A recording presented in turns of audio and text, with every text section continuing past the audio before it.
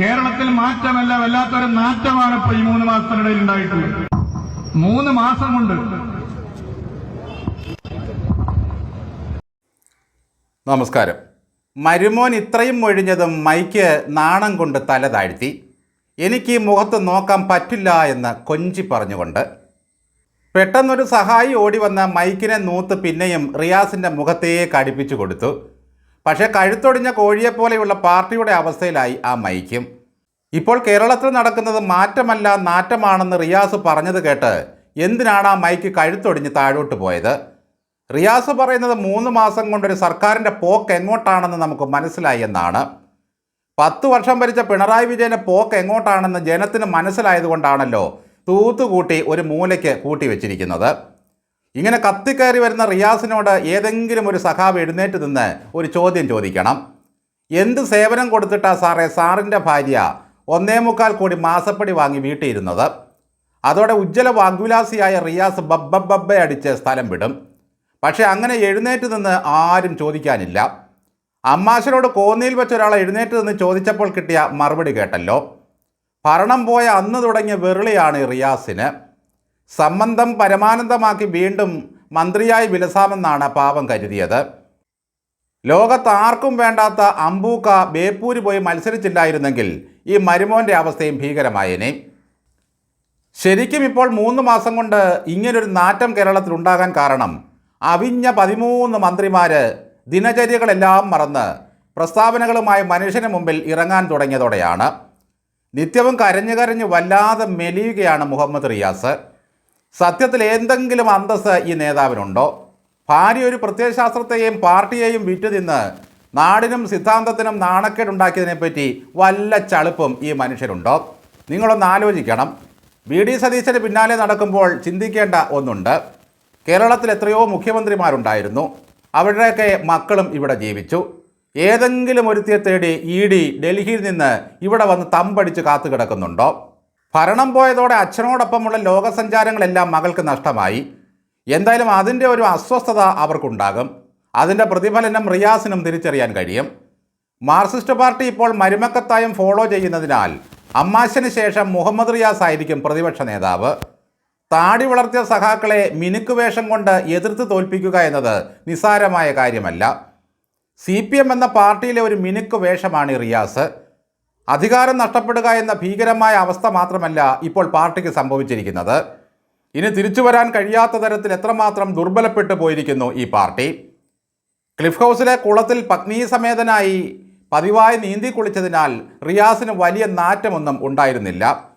ഇപ്പോൾ കുളിയും നനയുമൊക്കെ കുറവായതുകൊണ്ടാകാം റിയാസിന് തന്നെ തോന്നിത്തുടങ്ങിയത് വല്ലാത്ത നാറ്റം എന്ന്. ആ വിശ്വവിഖ്യാതമായ കുളത്തെയും മരപ്പെട്ടിയെയും ഒക്കെ അനാഥമാക്കി പിണറായി വിജയൻ ക്ലിഫ് ഹൗസ് വിട്ടിറങ്ങിയിട്ട് 3 മാസം കഴിഞ്ഞു. അമ്മായിയപ്പൻ്റെ ഭീഷണി കേട്ട് ഭയന്ന് മൈക്കുകൾ ഇപ്പോൾ മരുമകനെ കാണുമ്പോഴും തലകുനിക്കുകയാണ്. ജീവനില്ലാത്ത ആ വസ്തു പോലും എത്രമാത്രം പിണറായി വിജയൻ എന്ന ജനശത്രുവിനെതിരെ പ്രതിഷേധിച്ചിട്ടുണ്ട്. ഒരു സർക്കാരിന്റെ പോക്ക് എങ്ങോട്ടാണ് എന്ന് ഇപ്പൊ ഏറെക്കുറെ നമുക്കൊക്കെ മനസ്സിലാക്കാൻ വേണ്ടി പറ്റുന്ന സ്ഥിതിയാണ്. ഇത്രയും കാലമായിട്ടും ഈ മുഹമ്മദ് റിയാസ് ഒരു രാഷ്ട്രീയ സ്റ്റേറ്റ്മെൻറ്റ് കൊടുത്തതായി ആരെങ്കിലും കേട്ടിട്ടുണ്ടോ? പുച്ഛിക്കുക, പരിഹസിക്കുക, ആക്ഷേപിക്കുക, ഇതൊക്കെയാണ് പ്രധാന കലാപരിപാടി. ഇദ്ദേഹത്തിൻ്റെ ഈ പഞ്ച് ഡയലോഗുകൾ കേട്ടിട്ടും ഒരു നനഞ്ഞ പ്രതികരണമാണിപ്പോൾ അണികളുടെ ഭാഗത്തു നിന്നും ഉണ്ടാകുന്നത്. ഗതികെട്ടവന്മാർ വെറുതെ വന്ന് ഇരുന്ന് കൊടുക്കുകയാണ്. അടിമക്കമ്മികളുടെ എല്ലാ മുഖത്തും വല്ലാത്തൊരു അന്താളിപ്പാണ് ഇപ്പോൾ. വല്ലാത്തൊരു നിരാശയാണ്. വർഗവഞ്ചകരും നേതൃത്വത്തെ തിരുത്താൻ ഇറങ്ങിയവരും നല്ല നിലയിലെത്തി. ജനാധിപത്യത്തെ അട്ടിമറിച്ചുണ്ടാക്കിയ വിജയമാണ് UDFൻ്റേതെന്ന് ഇപ്പോഴും ചിന്തിച്ച് നടക്കുന്ന കമ്മികൾ ഈ നാട്ടിലുണ്ട്. വിഡ്ഢിപ്രസംഗങ്ങളും വിവരക്കേടും പറയാനല്ലാതെ VD സതീശൻ എന്ന നേതാവിനോട് രാഷ്ട്രീയം പറഞ്ഞ് ജയിക്കാൻ ഇവർക്ക് കഴിയുന്നില്ല. ഇത്രയും കനത്ത തോൽവിക്ക് ശേഷം അമ്മായച്ചനും മരുമകനും കുടുംബക്കാരും ഒന്നിച്ച് ഒരേ വിരുന്നുമേശയ്ക്ക് ചുറ്റുമിരുന്ന് ഭക്ഷണം കഴിച്ചിട്ടുണ്ടോ? വറുത്ത നെയ്മീൻ തുണ്ടമായി ഭക്ഷിക്കുന്നതിനിടയിൽ എന്തുകൊണ്ടാണ് റിയാസ് പിണറായിയോട് ഒന്ന് ചോദിക്കാത്തത്? ശരിക്കും ഈ പാർട്ടി തോൽക്കാൻ ഈ കുടുംബം ഒരു കാരണമല്ലേ അച്ഛാ എന്ന്? എല്ലാ ദിവസവും നേതാക്കൾ മാറി മാറി വന്ന് സതീശനെ നുണയൻ എന്ന് വിളിച്ചുകൊണ്ടിരിക്കുകയാണ്. കഴിഞ്ഞ തെരഞ്ഞെടുപ്പ് പ്രചാരണത്തിനും ഇവർ ഇതേ തന്ത്രമാണ് ഉപയോഗിച്ചത്. DYFI പൊതുവിടങ്ങളിലൊക്കെ നുണേശൻ എന്ന പേരിൽ എത്രയെത്ര ക്യാമ്പയിനുകൾ നടത്തി. അതൊന്നും ഫലം കാണുന്നില്ല എന്ന് വന്നപ്പോഴെങ്കിലും ഈ പരിപാടി നിങ്ങൾ നിർത്തേണ്ടതല്ലേ?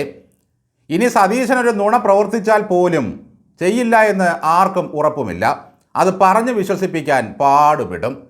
മുഖ്യമന്ത്രി അമ്മായിയപ്പനെ കാണാൻ ആശുപത്രിയിലേക്ക് പോയപ്പോൾ കൂടെ കൊണ്ടുപോയ പലഹാരങ്ങളെപ്പറ്റിയും ഫ്രൂട്ട്സിനെ പറ്റിയും എത്ര കൃത്യമായാണ് നിങ്ങൾ വിവരങ്ങൾ നൽകിയത്. ഗോവിന്ദൻ ചുട്ട അപ്പം മാത്രം അതിലുണ്ടായിരുന്നില്ല. മുഖ്യമന്ത്രി തിരുവനന്തപുരത്ത് നിന്നും ഫ്രൂട്ട്സും വാങ്ങി ആശുപത്രിയിലേക്ക് പോയത്രേ. അനാവശ്യ സമരങ്ങളിലേക്ക് യുവാക്കളെ വലിച്ചിഴച്ച് ഒരു ദിവസം 10 സഖാക്കളെയെങ്കിലും ക്രിമിനൽ കേസിൽ പെടുത്തുന്നതാണ് ഇപ്പോൾ ഈ പാർട്ടിയുടെ ഒരു പരിപാടി. കേസ് നടത്താൻ പണമില്ലാതെ നരകിക്കുന്നവൻ കൊടിയും പിടിച്ച് നേതാക്കൾക്ക് പിന്നാലെ ഇരന്ന് നടന്നുകൊള്ളും. എന്തിനേറെ പറയുന്നു, പരമവിഡ്ഢികളുടെ ഒരു സ്വർഗമായി മാറിയിരിക്കുകയാണ് ഇന്ന് AKG സെൻറ്റർ. സംസ്ഥാന നേതാക്കളും ദേശീയ നേതാക്കളും എല്ലാം അവിടെ പരസ്പരം കൂട്ടിമുട്ടുകയാണ്. കഴിഞ്ഞ കുറേ ദിവസമായി റിയാസിൻ്റെ കരച്ചിൽ സതീശൻ മെറ്റയെ സ്വാധീനിക്കുന്നു എന്ന് പറഞ്ഞായിരുന്നു. അല്ല റിയാസ് സഖാവേ, ഒരു 3 മാസം കൊണ്ടൊരു മുഖ്യമന്ത്രിക്കെതിരെ ആരോപിക്കാൻ ഇനി പെണ്ണുകേസല്ലാതെ വേറെ എന്തെങ്കിലുമുണ്ടോ? ആ പുള്ളിയാണെങ്കിൽ ഇതൊന്നും അറിഞ്ഞ ഭാവമേ നടിക്കുന്നില്ല. എന്നെ വിമർശിക്കൂ എന്ന് ജവഹർലാൽ നെഹ്റു കാർട്ടൂണിസ്റ്റുകളോട് പറഞ്ഞതുപോലെ VD സതീശൻ കമ്മികളോട് നിരന്തരം ആവശ്യപ്പെടുകയാണ്. റിയാസിനോടും ഇതര സഖാക്കളോടും ഒന്നേ പറയാനുള്ളൂ, ആവനാഴിയിൽ കിടക്കുന്ന അമ്പെല്ലാം ഇങ്ങനെ വെറുതെ എടുത്ത് വേലിയിലിരിക്കുന്ന ഓന്തിനെ കൊല്ലാനും കാക്കയെ പിടിക്കാനും ഉപയോഗിച്ചാൽ അത്യാവശ്യ ഘട്ടത്തിൽ ഒരെണ്ണം ഉപകരിക്കാതെ വരും.